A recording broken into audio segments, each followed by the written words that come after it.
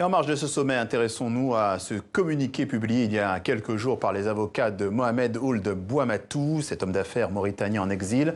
Georges-Henri Bautier, un de ses avocats, est en duplex avec nous depuis Bruxelles. Bonsoir maître. Bonsoir. Vous profitez de la visite d'Emmanuel Macron en Mauritanie pour évoquer le pouvoir à Nouakchott, un pouvoir à la dérive, c'est ce que vous dites dans ce communiqué, en évoquant la situation préoccupante d'un opposant arrêté depuis plusieurs mois. Oui, il n'y a pas qu'un opposant. Je tiens à vous dire que M. Ould Ghedda, qui est un sénateur important, a, dans les prisons où il se trouve, beaucoup d'autres opposants. Alors, voyons d'abord le cas de ce sénateur. Ce sénateur, comme par hasard, est un président d'une commission au Sénat mauritanien sur les marchés publics et les manières dont les marchés publics ou les marchés privés sont attribués. M. Ould Ghedda n'est pas d'accord avec les proches du pouvoir qui se remplissent les poches, et il n'est pas d'accord non plus avec la manière dont le président, le général Aziz, veut changer la Constitution. Et il se fait arrêter il y a pratiquement 10 mois, maintenant 11 mois, et il est toujours en prison.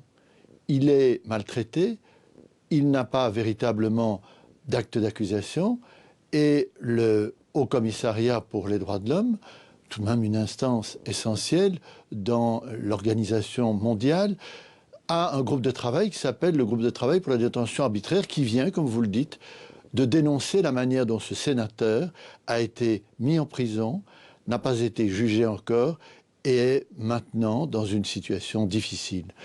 Ce comité demande évidemment de pouvoir avoir la libération de M. Ould Ghedda, une indemnisation et qu'on arrête quelque part de l'arrêter. Oui. Voilà un signe important donné aux autorités mauritaniennes qui disent que les droits de l'homme sont respectés, mais j'ai entendu sur des antennes il y a 2 jours le président général Aziz dire « Vous ne croyez tout de même pas qu'on va se faire donner la leçon par des gens qui sont à 5000 km de chez nous. Nous sommes un État souverain. » Alors maître, voilà qu'est-ce que vous attendez concrètement de cette visite d'Emmanuel Macron à Nouakchott, si vous en attendez quelque chose?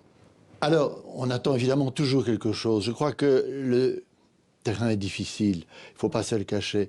Mais c'est l'interrogation d'une militante qui pose tout de même cette question. Pourquoi n'enquête-t-on pas sur le fait qu'en Mauritanie, des djihadistes sont entraînés, exportés, formés, notamment dans des écoles très traditionnalistes. Et cette militante qui posait simplement la question est arrêtée.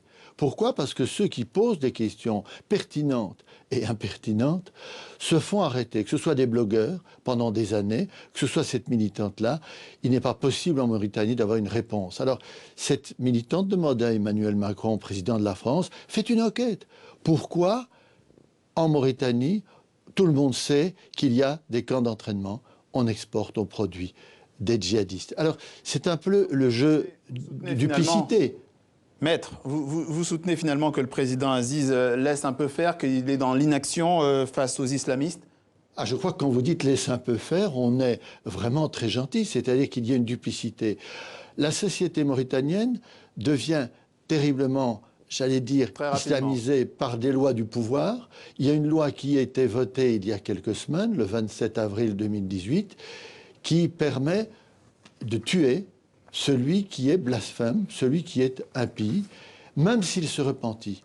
Et vous avez en prison des blogueurs, des syndicalistes, des hommes d'affaires qui, parce qu'ils sont dans l'opposition, eh bien, et parce qu'ils dénoncent cette situation de duplicité où on accepte l'argent du G5, où on accepte de dire qu'on va, mais on ne va pas.